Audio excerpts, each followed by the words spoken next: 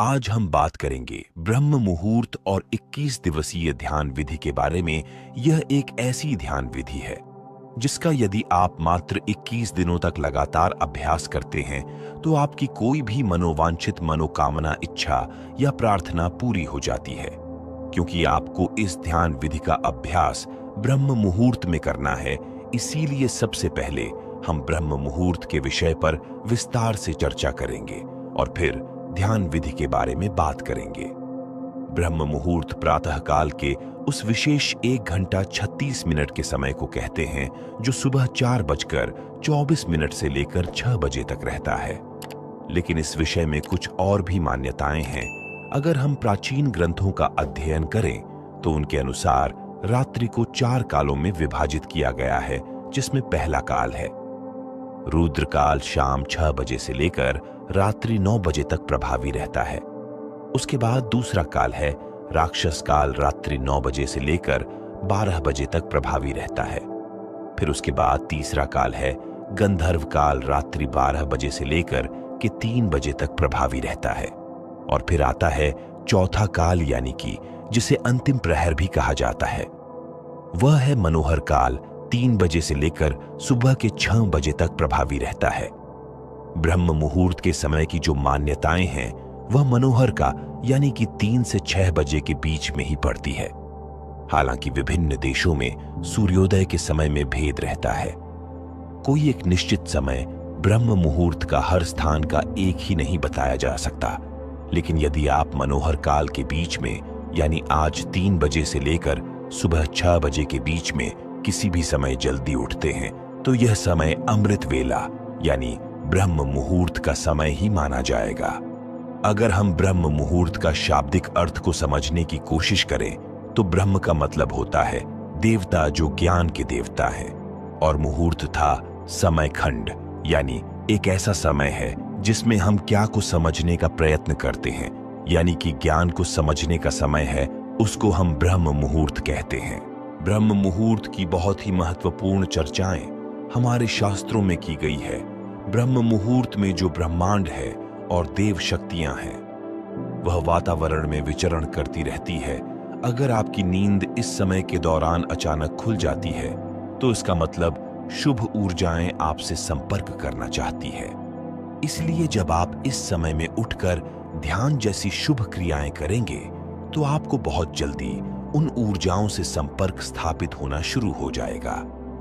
इसी प्रकार सभी धर्म से जुड़े हुए, वह चाहे मंदिर हो, गुरुद्वारे हो या फिर जितने भी पूजा स्थल है, वह सब ब्रह्म मुहूर्त में ही खोले जाते हैं, क्योंकि यही वह समय है जब सारी नकारात्मक शक्तियां सो जाती है और सकारात्मक शक्ति जागृत होती है।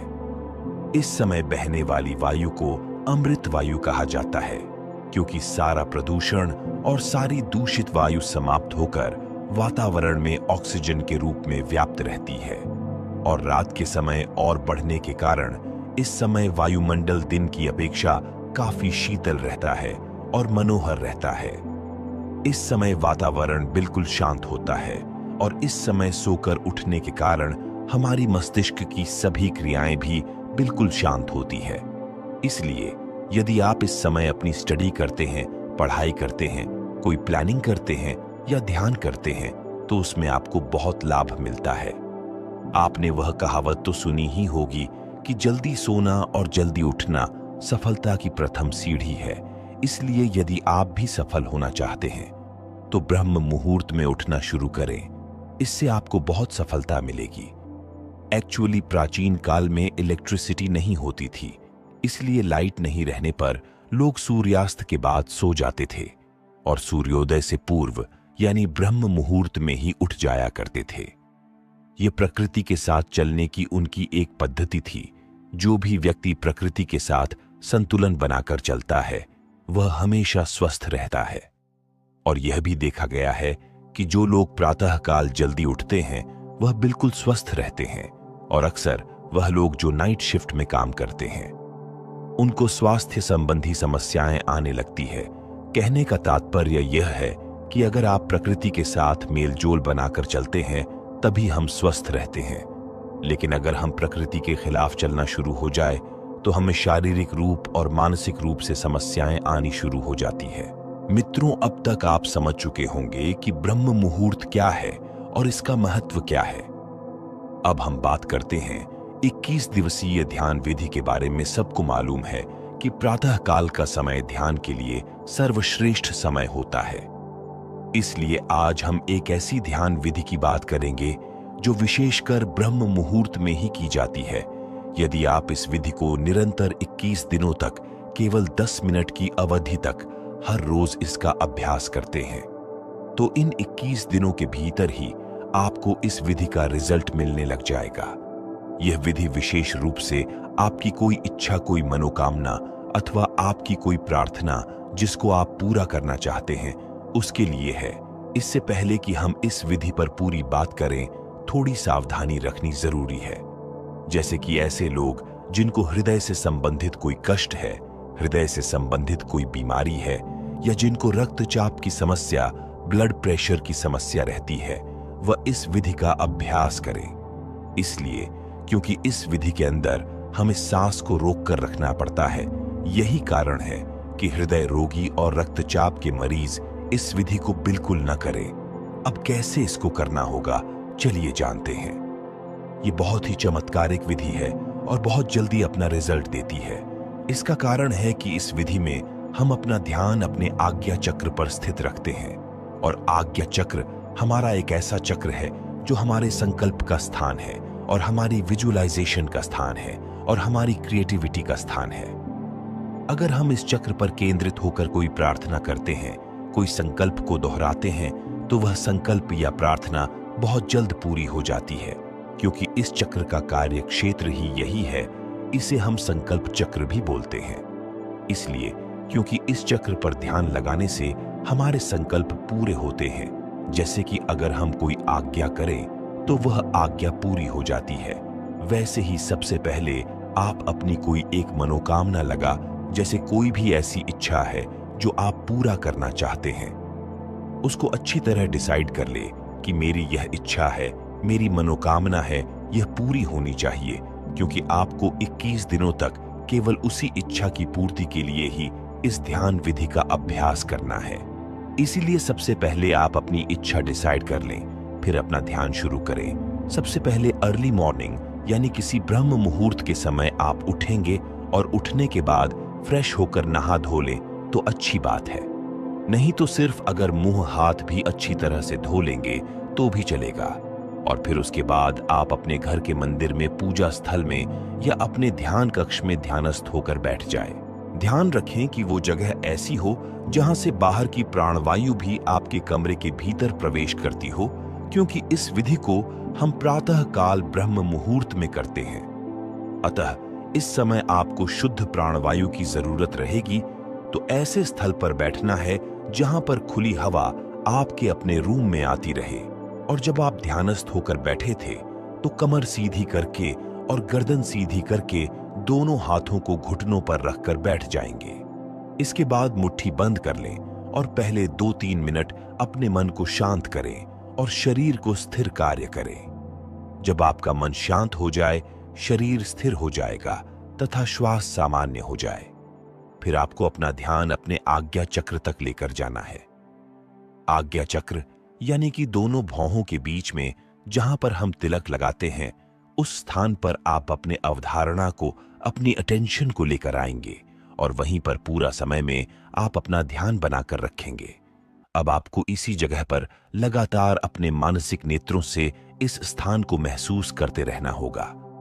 जब आप अपने मानसिक नेत्रों से इस स्थान को महसूस करते रहेंगे तो अपना ध्यान यहां पर बनाए रखेंगे। फिर आप एक लंबी गहरी सांस भरेंगे और लंबी गहरी सांस भरकर उसको अंदर ही रोक कर रखेंगे। जब आप अपनी सांस को अंदर भरकर रोक लेंगे और उस दौरान आपका ध्यान भी आज्ञा चक्र पर टिका रहेगा, उस समय आप अपने इष्ट देवी देवता या गुरु का चित्र अपने आज्ञा चक्र पर देखेंगे और अपने इष्ट देवी देवता या गुरु का क्षेत्र अपने आज्ञा चक्र को देखते हुए और सांस को अंदर रोक कर रखते हुए आप प्रार्थना या संकल्प करेंगे या अपनी इच्छा को दोहराएंगे। जो भी आपकी इच्छा है, एक लाइन में उसको दोहराना है कि हे गुरुदेव या है मेरे परमात्मा, जिनको भी आप मानते हैं, उनके आगे आप प्रार्थना करेंगे कि मेरी इच्छा पूरी हो, और तब तक आप उसे इच्छा को दोहराते रहेंगे जब तक आपके अंदर उस सांस को अंदर रोके रखने की क्षमता है। वो सांस अपने अंदर 10 सेकंड भी रोक सकते हैं, 20 सेकंड भी रोक सकते हैं, या फिर 30 सेकंड भी रोक सकते हैं। जितना हो सके मैक्सिमम टाइम तक बिना कष्ट के आप अपनी सांस को अंदर रोक सकते हैं। इसके बाद ध्यान आज्ञा चक्र पर बनाए रखेंगे और अपने मन की आंखों से अपने इष्ट देवी देवता या गुरु का स्मरण करते रहेंगे और बार बार अपनी इच्छा को रिपीट करते रहेंगे तब तक जब तक कि आपकी सांस अंदर रुकी हुई है।